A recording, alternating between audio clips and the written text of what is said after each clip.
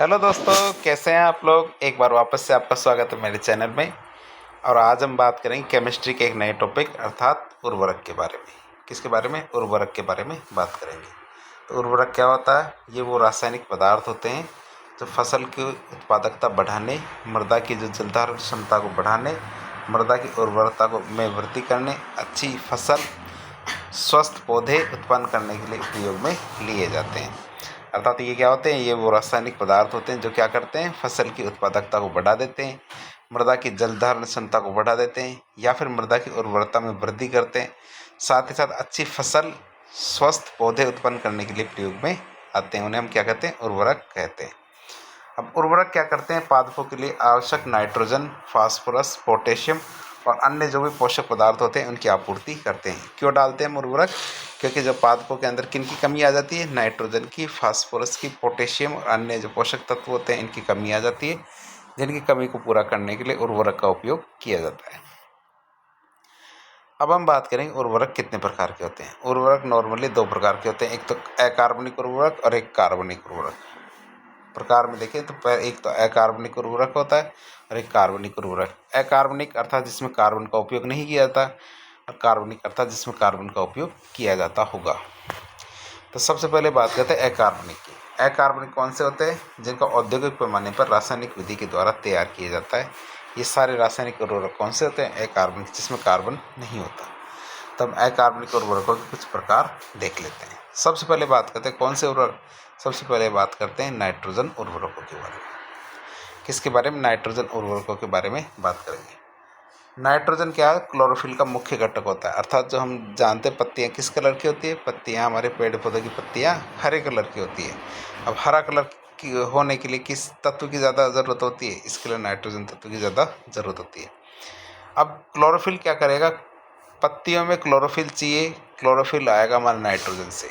Nitrogen से हमारा chlorophyll आ गया। क्लोरोफिल होने से क्या फ़ायदा होगा?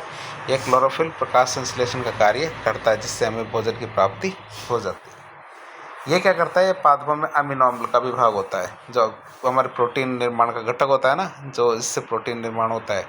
तो वह अमीनो अम्ल बनाने का कार्य कौन करता है? ये हमारा नाइट्रोजन करता है, जिससे हमारे प्रोटीन बनेगा। और ये पादपों में वृद्धि, उत्पादन वृद्धि, कृषि उत्पादों की गुणवत्ता बढ़ाने और उन्हें हरा बनाए रखने में भी सहायक रहता है। ये क्या कहता है? पादपों में वृद्धि, उत्पादन वृद्धि, कृषि उत्पादों की गुणवत्ता बढ़ाने और उन्हें हरा बनाए रखने में भी मदद करता है। ये क्या? अमोनिया और इसके व्युत्पन्नों से भी प्राप्त किया जाता है। किस किस से? अमोनिया और उसके जो घटक होते हैं, व्युत्पन्न होते हैं, उनसे भी इनको प्राप्त किया जा सकता है। किसको? नाइट्रोजन को। तो हम नाइट्रोजन को प्राप्त करने के लिए किसका उपयोग करेंगे? अब देखते हैं आगे। तो इसके कौन कौन से उदाहरण हैं वो देखें।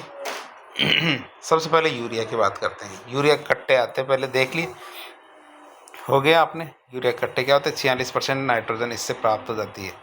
46% नाइट्रोजन प्राप्त हो जाती है। तो यूरिया का कट्टा आप देख लेते हो, सरकार के द्वारा सर्टिफाइड है, सिक्को ब्रांड का। तो यदि आप ग्रामीण परिवेश में, तो यूरिया तो आपने काफ़ी देखा होगा। फिर आता अमोनियम नाइट्रेट। अमोनियम नाइट्रेट से भी क्या होता है? नाइट्रोजन प्राप्त हो जाता है। लेकिन वही है कि आप इसमें एक चीज़ ध्यान से देखेंगे, इसमें परसेंटेज लिखी हुई है। यदि आप इनका प्रयोग करते हो तो आपको कितना % आपको नाइट्रोजन इससे प्राप्त होगी। तो अमोनियम नाइट्रेट के अंदर 34.5% नाइट्रोजन प्राप्त होगी, जो कट्टे पर भी लिखा गया है। जबकि आपको यूरिया था तो यूरिया से 46% नाइट्रोजन प्राप्त होती थी। अब आता है अमोनियम सल्फेट। क्या आता है? Ammonium sulphate. अमोनियम सल्फेट की बात करें तो ये आप पैकेट देख सकते हैं अमोनियम सल्फेट का। इसमें NPK की बात करें, नाइट्रोजन, फास्फोरस और पोटेशियम। तो फास्फोरस और पोटेशियम तो नहीं है इसके अंदर, केवल नाइट्रोजन है। फिर आता है कैल्शियम नाइट्रेट। कौन सा? Calcium nitrate. कैल्शियम नाइट्रेट की बात करते हैं। कैल्शियम नाइट्रेट आपके सामने, कैल्शियम नाइट्रेट का कट्टा भी है सामने। तो इस तरह हमने नाइट्रोजन के और उत्पाद देख लिए। अगला हमारा कैल्शियम साइनेमाइड। कौन सा? Calcium cyanamide. तो इस तरह हमने नाइट्रोजन उत्पादन के केंद्र देख लिए कि कहाँ किन किन से हमें नाइट्रोजन आसानी से प्राप्त हो सकता है। यूरिया क्या? नाइट्रोजन उर्वरकों में सबसे उत्तम उर्वरक होता है। यूरिया क्या होता है? नाइट्रोजनी उर्वरक जितने भी होते हैं उनमें सबसे बढ़िया उर्वरक कौन सा होता है? यूरिया, जिसमें लगभग 46% नाइट्रोजन होती है। और ये मृदा के pH को प्रभावित भी नहीं करता, अर्थात मृदा के pH को खराब नहीं करता है। अब यूरिया की बात करें तो भारत में पहला यूरिया बनाने का कारखाना, अर्थात यूरिया उत्पादक कारखाना कहाँ लगाया गया था? सिंदरी, झारखंड के अंदर। कहाँ? सिंदरी झारखंड के अंदर कब? 1951 में। 1951 में सिंदरी झारखंड में यूरिया बनाने का कारखाना लगाया गया था 1951 में। तो आप देख सकते हो हिंदुस्तान उर्वरक एंड रसायन लिमिटेड के अंदर सिंदरी यूनिट है इसकी, वहाँ लगाया गया था। अब दूसरा रसायन देखते हैं हमारा फास्फेटिक उर्वरक। दूसरा कौन सा? फास्फेटिक उर्वरक, जिसमें मुख्य तत्व कौन सा होता है? फास्फोरस। जिसमें मुख्य तत्व कौन सा होता है? फास्फोरस। फास्फोरस क्या काम आता है? फास्फोरस कोशिका के जो प्रोटोप्लाज्म होता है उसमें पाया जाता है। फास्फोरस कहाँ पाया जाता है? कोशिका के प्रोटोप्लाज्म में पाया जाता है, और ये कोशिका की वृद्धि और विकास में बहुत महत्वपूर्ण भूमिका निभाता है। ये क्या करता है कि कोशिका की वृद्धि और विकास में महत्वपूर्ण भूमिका निभाता है। अब फास्फोरस उर्वरक क्या करता है? जड़ की वृद्धि में लाभदायक होता है। किस में लाभदायक होता है? जड़ की वृद्धि में लाभदायक होता है। अगर फास्फोरस कम होगा तो जड़ें छोटी छोटी रह जाएगी। अब हमें उर्वरक के रूप में फास्फोरस कहाँ कहाँ से प्राप्त हो सकता है? कैसे कैसे कौन कौन से उर्वरक है जिनसे हमें फास्फोरस प्राप्त होगा? सबसे पहले बात करते हैं रॉक फास्फेट की। किसकी? रॉक फास्फेट की। तो रॉक फास्फेट का आप चित्र देख सकते हैं, जिससे हमें क्या प्राप्त होगा? जिससे हमें फास्फोरस प्राप्त होगा। जब फास्फेट है तो फास्फोरस प्राप्त होना लाजमी है, इससे हमें जड़ें मजबूत हो जाती है। आगे हमारा आता है ट्रिपल सुपर फास्फेट। कौन सा? Triple super phosphate. Triple super phosphate की बात करें तो आप सामने दिख रहा है ट्रिपल सुपर फास्फेट। तो आप ये पैकेट लाकर पेड़ पौधों की वृद्धि में सहायक हो सकते हैं। आगे सुपर फास्फेट ऑफ लाइम, जो हमारा कैल्शियम डाइहाइड्रोजन फास्फेट है और जिप्सम है। हमारा क्या होता है? कैल्शियम डाइहाइड्रोजन फास्फेट और जिप्सम, इन दोनों को मिलाकर क्या बनता है? Super phosphate of lime. इसमें का 16 से 20% फास्फोरस होता है, अर्थात फास्फोरस ऑक्साइड होता है ना, ये कितना होता है? 16 से 20% होता है। ये हमने दो उर्वरक तो देख लिए। अब बात करते हैं पोटास उर्वरक। किसकी? पोटास उर्वरक की। पोटास उर्वरक में सबसे मुख्य तत्व कौन सा था? पोटेशियम। और ये क्या कहता है? पादपों के द्वारा जल उपयोग बढ़ाने में उपयोगी होता है, अर्थात इसका उपयोग करने से पेड़ पौधे जल का उपयोग जल ज़्यादा करते हैं, जिससे पौधे क्या होते हैं? सूखा सहनशील होते हैं। सूखा सहनशील अर्थात जो यदि थोड़ी बहुत पानी की कमी भी रह जाएगी तो ये खुद को नुकसान पहुंचने से रोकते हैं। पादप के तने को मजबूत बनाता है, रोग प्रतिरोधक क्षमता बढ़ती है इससे। फल और सब्जियों के उत्पादन को बढ़ाने में सहायता करता है। फल और सब्जियां होती हैं, इनके उत्पादन को बढ़ाने में सहायता करता है। अब बात करें इसकी, तो ये हमें पोटास कहाँ कहाँ से प्राप्त होता है? सबसे पहले बात करें उर्वरक की, तो पोटेशियम नाइट्रेट। तो इफ्को का पोटेशियम नाइट्रेट का कट्टा है, ये आप देख सकते हो पोटेशियम नाइट्रेट। इसके अंदर पोटास 45 भाग है और नाइट्रोजन कितना? 13 भाग है। तो आप देख सकते हो इससे हमें दोनों ही चीज़ें प्राप्त हो जाएगी। फिर आता पोटेशियम सल्फेट। क्या था? पोटेशियम सल्फेट के अंदर आप देख सकते हो कि 50 भाग तो इसमें पोटेशियम सल्फेट है, बाकी नाइट्रोजन और फास्फोरस इसमें 0 है। इसके बाद आता है पोटेशियम क्लोराइड। क्या? पोटेशियम क्लोराइड आता है।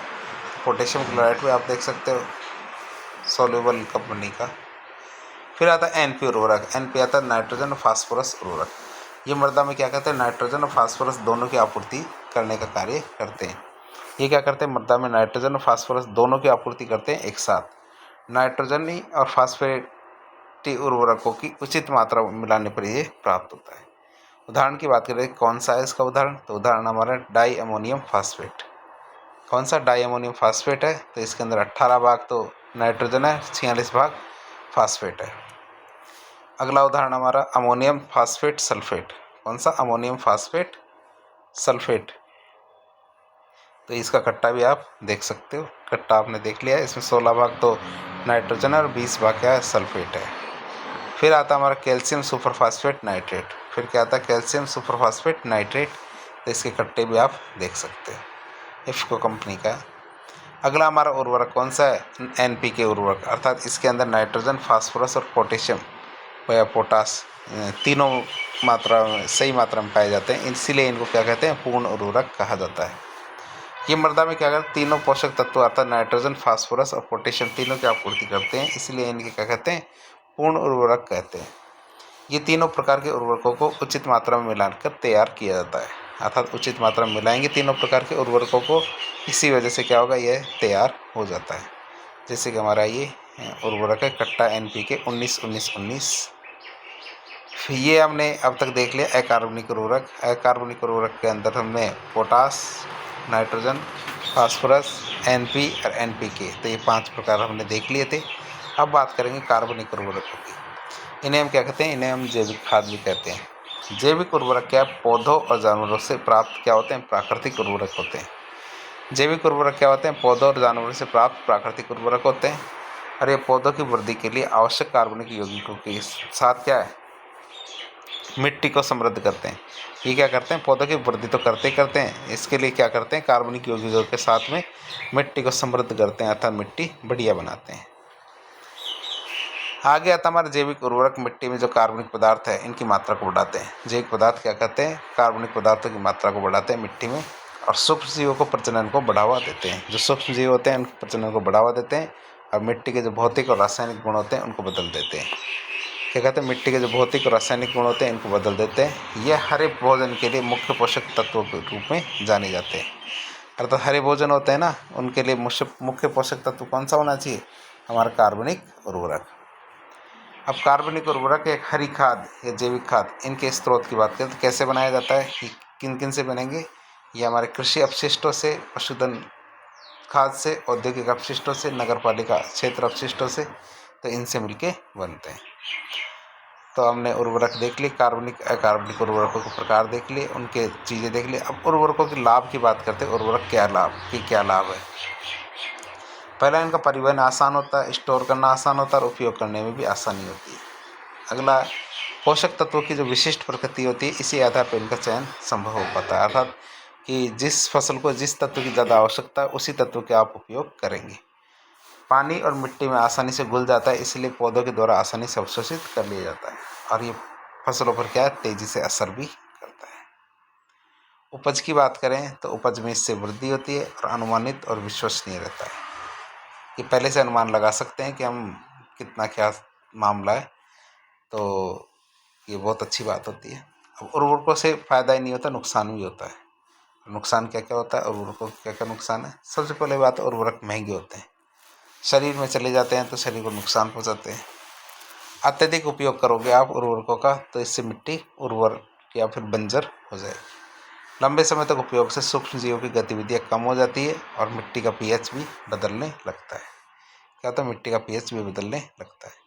एक समस्या आती है, कौन सी? यूट्रोफिकेशन की भी समस्या आती है। यूट्रोफिकेशन की समस्या क्या होती है कि जब नाइट्रोजन, फास्फोरस और पोटेशियम उर्वरक क्या करते हैं, जब हम फसलों के अंदर इनका उपयोग करते हैं तो ये क्या होता है? फसलों के साथ साथ रिस कर मिट्टी के निचली सतहों में चले जाते हैं। क्या होता है? निचली सतहों में चले जाते हैं, इसे हम निक्षालन प्रक्रिया कहते हैं। तो उर्वरक क्या होता है? निक्षालन प्रक्रिया के द्वारा निक्षालित होकर निचली परतों में जाके और जो जलीय स्रोत होते हैं हमारे पास की झील या जलीय स्रोत है उनके अंदर जाके इकट्ठा हो जाते हैं, जिसमें पहले से बहुत सारे शैवाल इनका क्या करते हैं? शैवाल होते हैं, वह इनका उपयोग करते हैं, अर्थात उनको कंज्यूम कर लेते हैं और अपनी क्या अनियंत्रित वृद्धि करने लगते हैं। इनकी अनियंत्रित वृद्धि होने के कारण झील के ऊपर शैवालों की एक मोटी परत जम जाती है, जिससे झील के जल में ऑक्सीजन का प्रवेश रुक जाता है। जिससे क्या होता है? झील के जल में क्या होता है? ऑक्सीजन का प्रवेश रुक जाएगा, जिसके कारण जलीय जीवों का ऑक्सीजन की आपूर्ति नहीं हो पाती और वो क्या होते हैं? मर जाते हैं। जलीय जीव होते हैं, उनको ऑक्सीजन की आपूर्ति नहीं होगी और कुछ समय बाद मर जाएंगे और झील क्या दुर्गंध युक्त एक दलदल में बदल जाएगी। झील क्या होगी? दुर्गंध युक्त दलदल में बदल जाएगी, जैसा कि आप देख सकते हैं चित्र में भी। तो चित्र में भी आप देख सकते हैं ये वाला कि ये हमारे फर्टिलाइज़र हमने इसको उपयोग किया। अब या तो ये पानी के साथ या फिर लीचिंग के साथ ये है ना जलीय स्रोत में आ जाते हैं। यहाँ पे हमारे जो शैवाल है ये इसको कंज्यूम करते हैं, एल्गी है, और ये क्या करते हैं? एक मोटी परत यहाँ पे बना लेंगे, जिससे क्या होता है कि जो पानी के जो ऑक्सीजन क्षमता है वह ख़त्म हो जाती है और मछलियाँ और जलीय जीव समाप्त हो जाते हैं।